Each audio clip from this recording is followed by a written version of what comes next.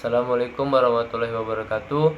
Perkenalkan, nama saya Ani Naim dengan NPM B1A021093. Di sini saya akan menjelaskan lembaga tinggi negara, yaitu Mahkamah Agung. Mahkamah Agung diatur di dalam Undang-Undang Nomor 14 Tahun 1985 tentang Mahkamah Agung, Junto Undang-Undang Nomor 3 Tahun 2009. Mahkamah Agung adalah lembaga tinggi negara dalam sistem ketatanegaraan Indonesia yang merupakan pemegang kekuasaan kehakiman bersama-sama dengan Mahkamah Konstitusi dan Komisi Yudisial, serta bebas dari pengaruh cabang-cabang kekuasaan lainnya.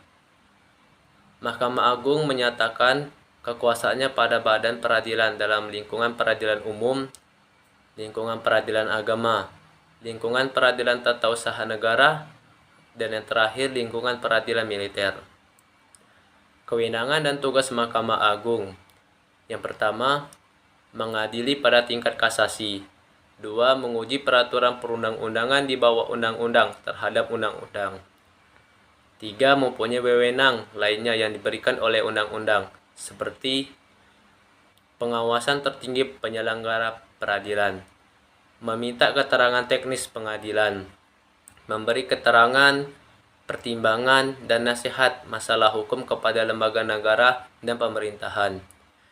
7. Memberi pertimbangan hukum atas permohonan gerasi dan rehabilitasi.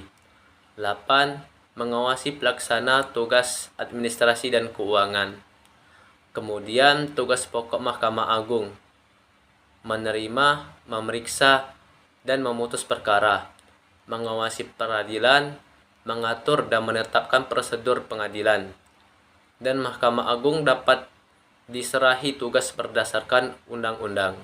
Menjalankan tugasnya, Mahkamah Agung mempunyai 5 fungsi. Yang pertama, fungsi peradilan. Sebagai pengadilan negara tertinggi, Mahkamah Agung merupakan pengadilan kasasi.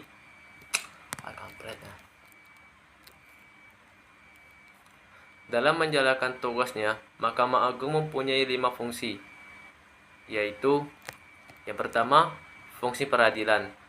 Sebagai pengadilan negara tertinggi, Mahkamah Agung merupakan pengadilan kasasi yang bertugas membina keseragaman dalam penerapan hukum melalui putusan kasasi dan peninjauan kembali, menjaga agar semua hukum dan undang-undang di seluruh wilayah negara Republik Indonesia diterapkan secara adil, tepat, dan benar.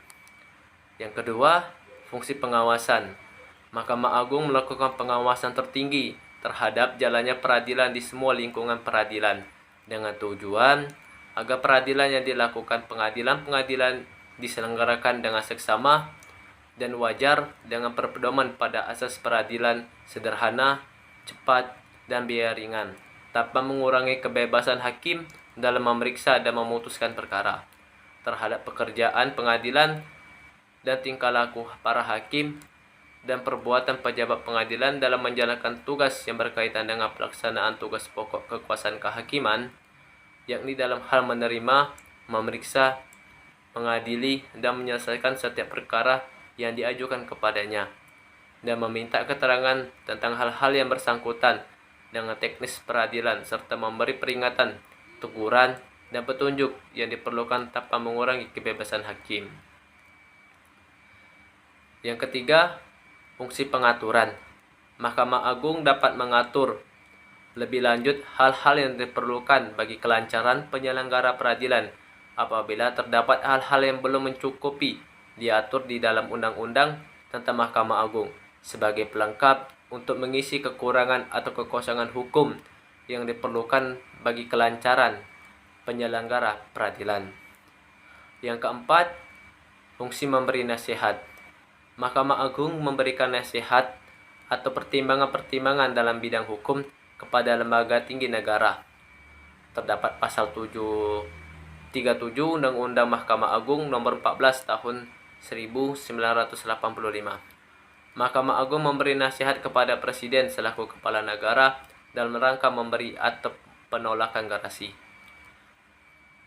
Selanjutnya, perubahan pertama Undang-Undang Dasar Negara Republik Indonesia tahun 1945 pasal 14 ayat 1, Mahkamah Agung diberi kewenangan untuk memberikan pertimbangan kepada Presiden selaku kepala negara selain gerasi juga rehabilitasi.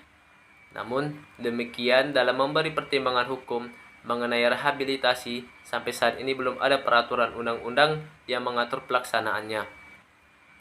5. Fungsi administrasi.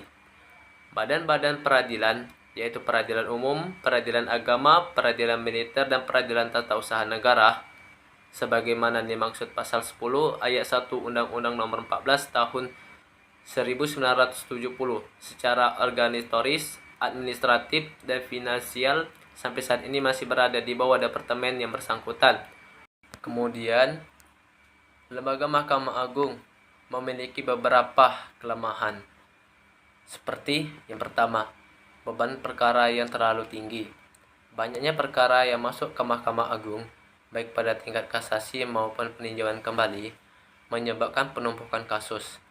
Ketergantungan masyarakat terhadap Mahkamah Agung untuk menyelesaikan berbagai perkara menunjukkan bahwa pengadilan tingkat pertama dan banding seringkali gagal menyelesaikan perkara secara tuntas. 2. Kurangnya konsistensi putusan. Dalam beberapa kasus, putusan Mahkamah Agung menunjukkan ketidakkonsistenan dalam penerapan hukum atau jurisprudensi. Hal ini dapat menciptakan ketidakpastian hukum dan mengurangi kepercayaan masyarakat terhadap peran Mahkamah Agung. Ketiga, kurangnya pengawasan internal. Meski memiliki fungsi pengawasan, praktek pelanggaran hukum dan kode etik di lingkungan pengadilan, termasuk hakim, masih terjadi.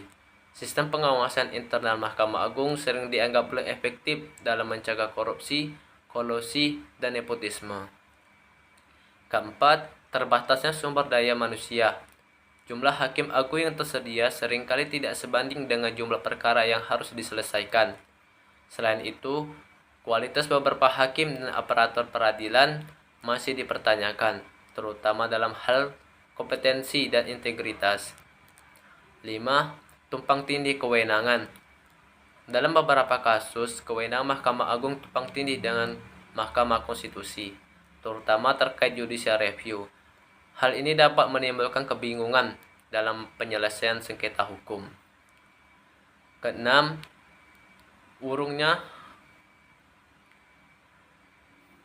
kurangnya pelaksanaan kode etik. Kurangnya pelaksanaan kode etik. Nomor 6, kurangnya pelaksanaan kode etik. Pelanggaran kode etik oleh hakim atau aparat pengadilan masih menjadi masalah serius. Sistem penegakan kode etik sering dianggap lemah dan tidak memberikan efek jera yang cukup. Baik, cuman itu saja yang bisa saya sampaikan. Kalau ada kesalahan saya mohon maaf. Saya akhiri. Wassalamualaikum warahmatullahi wabarakatuh.